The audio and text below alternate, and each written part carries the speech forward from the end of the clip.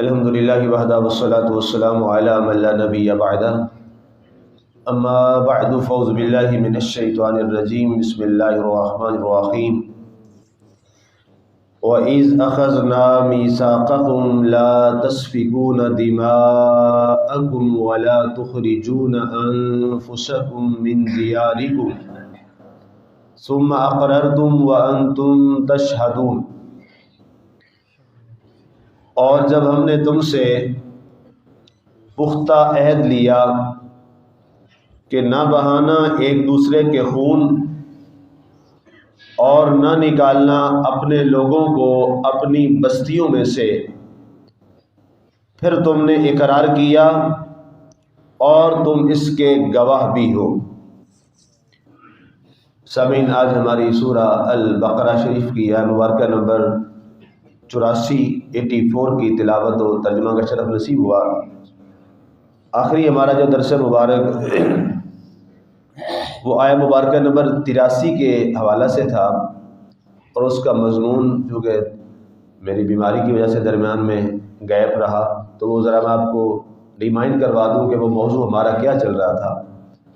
وہ موضوع ہمارا اس لیے تھا کہ اللہ تعالیٰ نے بنی اسرائیل سے کچھ وعدے لیے تھے، اولاد یعقوب سے کچھ وعدے لیے، اور ان میں سے سب سے پہلا وعدہ یہ تھا کہ تم اللہ کے سوا کسی کی عبادت نہ کرنا۔ نمبر 2، والدین کے ساتھ بھلائی کرنا۔ نمبر 3، قریبی رشتہ داروں کے حقوق کا خیال رکھنا۔ نمبر 4، یتیموں کا خیال رکھنا۔ نمبر 5، مساکین کے ساتھ اچھا سلوک کرنا۔ اور نمبر 6، لوگوں کے ساتھ ہمیشہ حسن سلوک اور بھلائی کرنا۔ نمبر 7، نماز قائم کرنا۔ نمبر 8، زکوٰۃ ادا کرنا۔ یہ ہماری گفتگو تھی آیہ مبارکہ نمبر 83 کی، اور اس پر ایک ایک ٹاپک پہ جو ہے میں نے تفصیل سے آپ کے ساتھ بات کی تھی۔ اس کے بعد اللہ تعالیٰ نے بنی اسرائیل سے اب ایک معاشرتی وعدہ لیا تھا۔ معاشرے کے اندر رہتے ہوئے ایک انسانی حقوق، معاشرے کے اندر رہتے ہوئے معاملات زندگی، معاشرے کے اندر رہتے ہوئے انسانی حقوق کا تحفظ، اب اس بارے میں اللہ تعالیٰ نے بنی اسرائیل سے ایک وعدہ لیا، اور کیا فرمایا؟ وَإِذْ أَخَذْنَا مِيثَاقَكُمْ، اے اولاد یعقوب، اے بنی اسرائیل، یاد کیجئے جب ہم نے تم سے یہ پختہ اور مضبوط عہد لیا تھا، اور تم نے یہ عہد ہمارے ساتھ کیا تھا، کیا؟ لا تسفکون دماءکم، کہ تم کسی کا ناحق خون نہیں بہاؤ گے۔ اب ہوا یہ کہ بنی اسرائیل نے اپنے اس عہد کو توڑ دیا۔ اب اللہ تعالیٰ کے ہاں ایک انسانی جان جو ہے، اس کا خون اور اس کی عزت اور اس کا مقام اور اس کا تقدس بہت زیادہ معزز ہے۔ اللہ تعالیٰ نے قرآن پاک میں انسانی جان کا جو مقام اور تحفظ ہے اس کو بڑے واضح انداز میں قرآن میں بھی بیان کیا، اور ارشاد فرمایا من قتل نفسا بغیر نفس او فساد فی الارض کأنما قتل الناس جميعا، جس نے کسی ایک جان کو ناحق قتل کیا۔ اب وہاں یہ بھی نہیں کہا قرآن نے کہ جس نے کسی مومن کو قتل کیا، نہیں، چاہے کوئی ناحق مسلمان ہے یا ناحق کافر ہے، قرآن نے یہ اعلان کیا ہے۔ ناحق عیسائی ہے، یہودی ہے، ہندو ہے، سکھ ہے، اس کو ناحق قتل کیا گیا تو قرآن فرماتا ہے گویا اس شخص نے پوری انسانیت کا قتل کیا۔ یہ اللہ کا اعلان ہے قرآن پاک۔ تو اب یہاں فرمایا گیا کہ اے بنی اسرائیل، تم مت کسی کو ناحق قتل کرنا، اور اے اولاد یعقوب، تم نے ہمارے ساتھ یہ وعدہ کر بھی لیا، لیکن اس کے باوجود تم نے کیا کیا؟ تم نے ناحق جانوں کو قتل کیا۔ اور ہمارے قرآن پاک میں تو پہلی جو فاتحہ شریف کے بعد بڑی صورت ہے، دوسری سورہ مبارکہ سورہ بقرہ، جس کا اب ہم یہ ذکر کر رہے ہیں، اب یہ سورہ بقرہ تو پوری ہے اسی حوالہ سے کہ ایک ناحق جان کو قتل کیا، اور اس پر پھر پوری یہ سورہ کا نام ہی سورہ بقرہ رکھ دیا گیا اس گائے کے واقعہ کی وجہ سے، جو میں پہلے آپ کو عرض کر چکا ہوں۔ نمبر 2 کیا فرمایا؟ وَلَا تُخْرِجُونَ أَنفُسَكُم مِّن دِيَارِكُم، فرمایا تم آپس کے کچھ لوگوں کو کسی وجہ سے اپنے گھروں سے مت نکالنا۔ اب اس کے تحت لکھا ہے مفسرین نے کہ گھروں سے نکالنے سے مراد یہ ہے کہ تم اپنے کسی پڑوسی کو ایسا تنگ نہ کرو کہ کہیں وہ تمہاری تنگی کی وجہ سے اپنا گھر یا علاقہ چھوڑنے پر ہی مجبور ہو جائے۔ ایسا کئی بار ہوتا ہے، کئی لوگ اپنے پڑوسی سے بڑے تنگ ہوتے ہیں اور وہ کہتے ہیں کہ جی کوئی موقع ہو تو ہم تو یہاں سے چلے ہی جائیں، لیکن کیا کریں، مجبوری ہے، رہنا پڑ رہا ہے، وگرنہ موقع ملے تو ہم یہاں سے چلے جائیں، ہم اس پڑوسی سے تنگ ہیں۔ تو یاد رکھیے جس پڑوسی کے بارے میں پڑوسی یہ جملہ بیان کر دے تو اسے یہ بات ذہن نشین کر لینی چاہیے کہ وہ شخص اپنے ایمان کو ٹھیک کرے۔ حدیث رسول صلی اللہ علیہ وآلہ وسلم میں اللہ کے نبی صلی اللہ علیہ وسلم ارشاد فرماتے ہیں، فرمایا وہ شخص جنت میں نہیں جا سکے گا جس کا پڑوسی اس کی وجہ سے پریشان رہتا۔ یہاں تک کہ الفاظ ہیں کہ فرمایا جو قرآن کی تلاوت ہے، فرمایا وہ بھی اونچی آواز میں تمہاری نہ ہو کہ ہو سکتا ہے تمہارا پڑوسی بیمار ہو اور اس وجہ سے وہ تکلیف میں ہو جائے۔ جب قرآن کی تلاوت کی اونچی آواز میں اس کی اجازت نہیں قرآن نے دی، حدیث رسول نے نہیں دی، تو جو لوگ اونچی اونچی آوازوں میں گانے بجانے شروع کر دیں اور ساتھ کے 1-2 گھر نہیں کئی گھر پورا محلہ بیچارہ ساری رات وہ پریشانی کی عالم میں گزارے، تو بتائیے اس کا کیا حال ہو، اس کے بارے میں کیا فیصلہ کیا جائے گا؟ تو کیا ہم میں سے تو کوئی ایسا نہیں ہے کہ جس کی وجہ سے اس کا پڑوسی پریشان ہو؟ یہ ہمارے لیے ایک بڑا اہم سوال ہے۔ اور پڑوسی کے تو اتنے حقوق اللہ کے رسول نے بیان فرمائے۔ آپ علیہ الصلوۃ والسلام نے فرمایا اللہ تعالیٰ نے مجھے پڑوسی کے بارے میں اتنے احکامات دیے اس کے حقوق کے کہ مجھے خطرہ ہونے لگا کہ کہیں اللہ اب یہ نہ فرما دے کہ پڑوسی تمہاری وراثت میں بھی تمہارا حقدار ہے۔ اللہ اکبر، اللہ اکبر، کتنی بڑی یہ بات ہے، کتنا بڑا یہ قول مبارک ہے۔ فرمایا مجھے اب ڈر لگنے لگا، آقا کریم السلام نے فرمایا کہ کہیں اللہ اب یہ نہ فرما دے کہ تمہاری پراپرٹی کا بھی وہ حقدار ہے تمہارا پڑوسی۔ ایک صحابی کھڑے ہو گئے، عرض کی یا رسول اللہ جو میرا پڑوسی ہے وہ یہودی ہے، تو کیا یا رسول اللہ میرے بارے میں یہی حکم ہے؟ اللہ کے نبی صلی اللہ علیہ وسلم نے فرمایا وہ تیرا پڑوسی، اللہ اکبر، وہ فرمایا تیرا پڑوسی ہے۔ اس کے بعد وہ صحابی فرماتے ہیں کہ میں بہت اس کے بعد محتاط ہو گیا، جب بھی میرے گھر کوئی کھانا بنتا تو میں اپنی بیوی سے کہتا کہ سب سے پہلے میرے پڑوسی کے گھر بھیجو۔ کوئی چیز آتی تو سب سے پہلے کہتے، اس سے پہلے میں نہیں بھیجتا تھا کہ یہودی ہے، ایک دل میں تھا کہ ظاہر میں مسلمان ہوں یہ یہودی ہے، لیکن جب اللہ کے نبی صلی اللہ علیہ وسلم نے یہ وضاحت فرما دی، فرمایا چاہے وہ یہودی ہے چاہے وہ عیسائی ہے وہ تیرا پڑوسی ہے۔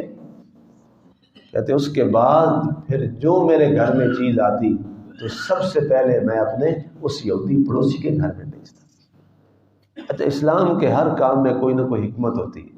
پھر کہتے ہیں اللہ نے وہ دن بھی دکھایا کہ وہ شخص میرے پاس آیا اور آ کے کہا کہ کیا وجہ ہے، اب تم جو چیز ہوتی ہے میرے گھر بھیجتے ہو، میرا خیال رکھتے ہو، میرا بہت تم خیال رکھتے ہو، میں یہودی ہوں تم مسلمان ہو، کیا وجہ ہے؟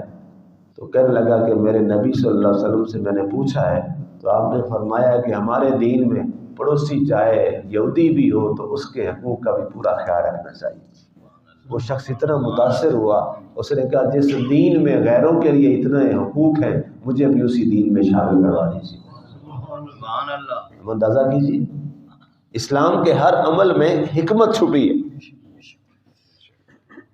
اب آج اگر ہم اس چیز میں کمزور پڑ گئے اور ہم اپنے اخلاق اور کردار سے عیسائی اور یہودی کو متاثر کر کے مسلمان نہیں کر سکے تو اس میں اسلام کے اندر کمی نہیں ہے، اسلام کو ماننے والوں میں کمی آ گئی۔ آج ہمارے درمیان یہ کمی آ گئی اور اس بارے میں ہمارے کچھ رویے بہت سخت ہیں جو کہ نہیں ہونے چاہیے تھے۔ ایک سادہ سا سوال ہے، آپ اگر کسی کو مسلمان کرنا چاہتے ہیں تو اس کو کیسے کریں؟ کیا ڈائریکٹلی جا کے کہہ دیں کلمہ پڑھو؟ ایسے کوئی کلمہ پڑھے گا؟ سوال ہی پیدا نہیں ہوتا۔ ہو سکتا ہے وہ 15 پہ کال کر کے آپ کو پکڑا ہی دے کہ یہ زبردستی کر رہا ہے۔ مسلمان کرنے کے لیے تو کیا کرنا پڑے گا؟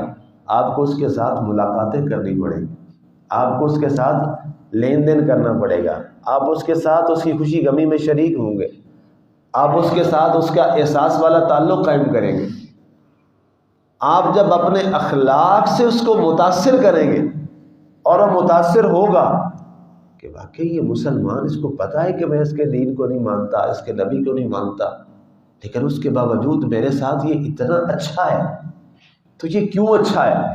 لا محالہ وہ پوچھے گا، سوال کرے گا، تو آپ کہیں گے کہ میرے دین نے مجھے تیرے ساتھ بھی اچھا سلوک کرنے کا حکم دیا ہے، تو یقیناً وہ متاثر ہو کے اسلام میں آئے گا کہ نہیں آئے گا؟ کیا ہم نے کبھی ایسا سوچا ہے؟ کیا ہم کبھی اس طرف گئے ہیں؟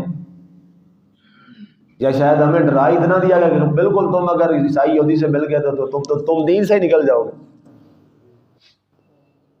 اور ہمارے ہاں سوچ یہی بنا دی گئی اور یہ انتہائی غلط سوچ ہے، جس وجہ سے ہم سال ہا سال سے رہتے ہوئے ہم اپنے پڑوسیوں کو اسلام کی طرف دعوت نہیں دے سکے، ہم انہیں مائل اور قائل نہیں کر سکے۔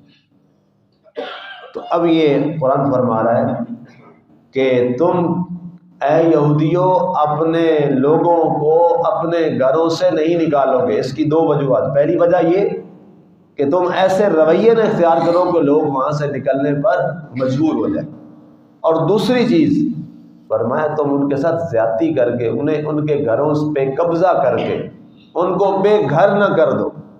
اب یہ بھی ہمارے لیے سوال ہے، کیا کبھی جو زبردست ہے اس نے کبھی زیر دست کے ساتھ ایسا تو نہیں کیا کہ اس کے گھر پر، اس کے پلاٹ پر، اس کی جگہ پر زبردستی قبضہ کر لیا ہو، جانتے ہوئے کہ یہ اس کی نہیں ہے، اور اس کو وہاں سے بے دخل کر دیا ہو؟ ہمارے آئے دن کچہریوں کا یہی فساد ہے، جانتے ہوئے کہ یہ جگہ اس کی نہیں، گھر اس کا نہیں، پلاٹ اس کا نہیں، جان بوجھ کے قبضہ کیا ہوا ہے، اور قبضہ کرنے کے بعد نمازیں بھی چل رہی ہیں، تسبیحیں بھی چل رہی ہیں، اور صاحب نے قبضہ بھی کر رکھا ہے ناجائز طور پہ۔ یہ یاد رکھیے گا، یہ تو عیسائی یہودی کو اللہ نے معاف نہیں کیا، تو مسلمان کو کیسے معاف کرے گا؟ اللہ کے نبی صلی اللہ علیہ وسلم ارشاد فرماتے ہیں، جس شخص نے ایک بالشت، یہ اتنی سی ہوتی ہے ایک بالشت، ایک بالشت زمین کا ٹکڑا کسی کا ناجائز اپنے قبضے میں رکھا، فرمایا قیامت والے دن کسی زمین کو بڑھا کر آگ کے ساتھ تپا کر گرس بنا کر اس کے گلے میں ڈال کر اسے کھینچ کر اور گھسیٹ کر جہنم میں ڈالا جائے گا۔ پوچھا جائے گا یہ کیا ہے؟ میں تو نماز بھی پڑھتا تھا، میں تو رمضان آتا تھا، روزے بھی رکھتا تھا، میں تو یہ عمل بھی کرتا تھا، یہ نیکی بھی کرتا تھا، یہ کیا ہوا یہ جو میرے گلے میں آگ کا توق ڈالا گیا ہے؟ تو جواب دیا جائے گا یہ وہ تیری وہ زمین ہے جو تو نے ناجائز طور پر قبضہ کر کے اپنے بھائی کی کھائی تھی، یہ اس کی سزا ہے۔ اندازہ کیجیے مسلمانوں، یہ اسلام ہمارا ایک مکمل دین ہے جو ایک ایک انسان کے حقوق کے تحفظ کی بات کرتا ہے۔ آج کتنے لوگ ہیں آپ خود بتائیے جو جانتے ہوئے کہ یہ میری زمین نہیں ہے اس پہ کیس لڑی جا رہی ہے، جانتے ہوئے کہ یہ میرا اس پہ حق نہیں ہے اس پہ ناجائز حق بنا کے بیٹھے ہوئے، اور اس کے بعد پھر بھی وہ کہتے ہیں میں مسلمان، پھر بھی وہ لا الہ الا اللہ محمد رسول اللہ کا سب سے بڑا ذمہ دار بنا ہوا ہے۔ کیا کلمہ صرف لفظوں کا نام ہے؟ نہیں، ہرگز ایسا نہیں ہے۔ میرے کو استاد تھے، وہ نان مسلم تھے، ہمیں اسلامیت پڑھاتے تھے، کئی ایسے اسکولوں، گورنمنٹ کے اسکولوں، کالجوں میں اساتذہ جو غیر مسلم ہیں، وہ اسلامیات پڑھاتے ہیں، وہ دن میں پتہ نہیں کتنی کتنی بار کلمہ پڑھ جاتے ہیں، کیا وہ مسلمان ہو جاتے ہیں؟ نہیں مسلمان ہوتے، وہ تو اپنے مذہب پہ رہتے ہیں۔ تو پتہ چلا صرف ریوائز کرنے کا نام نہیں ہے کلمہ لا الہ الا اللہ محمد رسول اللہ صلی اللہ علیہ وسلم اپنے دل اور جان میں اتارنے کا نام اسلام۔ جب وہ اتر جائے پھر اس کے لوازمات آ جائیں۔ اب دو چیزیں، نمبر ایک کسی کا ناحق خون مت بہانا، دوسرا کسی کو ان کے گھر سے مت نکالنا تنگ کر کے یا اس پر قبضہ کر کے، زیادتی کر کے، دونوں صورتوں میں۔ قرآن فرماتا ہے ثم اقررتم، تم نے یہ اقرار کیا، تم نے یہ ہمارے ساتھ وعدہ کیا، وانتم تشہدون، اور اس پر تم گواہ خود بنے، پوری قوم بنی، لیکن افسوس کہ تم نے یہ کام نہ کیے۔ اب اس کے بعد جو آیت نمبر 85 ہے، یہ کافی لمبی آیت ہے، اس میں اس کا سارا جواب جو ہے قرآن نے آگے خود اس میں بیان کیا، اس پہ انشاءاللہ کل بات کریں گے۔ اللہ تعالیٰ کی ذات ہمیں عمل کی توفیق عطا فرمائے، اور معاشرتی حقوق جو اللہ تعالیٰ نے ہم پہ فرض کیے ہیں معاشرے میں رہتے ہوئے، اللہ ہمیں وہ ادا کرنے کی توفیق عطا فرمائے۔ اللہ ہمیں ہمیشہ اپنے پڑوسیوں کے لیے اچھا پڑوسی بننے کی توفیق عطا فرمائے، برا پڑوسی بننے سے ہم سب کو محفوظ فرمائے، مبادا کہیں ہماری ساری عبادات ہی ضائع نہ ہو جائے اس کی وجہ سے۔ اور دوسرا، ہمیں ہمیشہ دوسروں کے حق پر ڈاکہ ڈالنے کی بجائے اپنے حق پر قائم رہنے کی توفیق عطا فرمائے، اور کسی کے ساتھ ظلم اور زیادتی سے ہمیشہ محفوظ فرمائے۔ آمین۔ وما علینا الا البلاغ المبین۔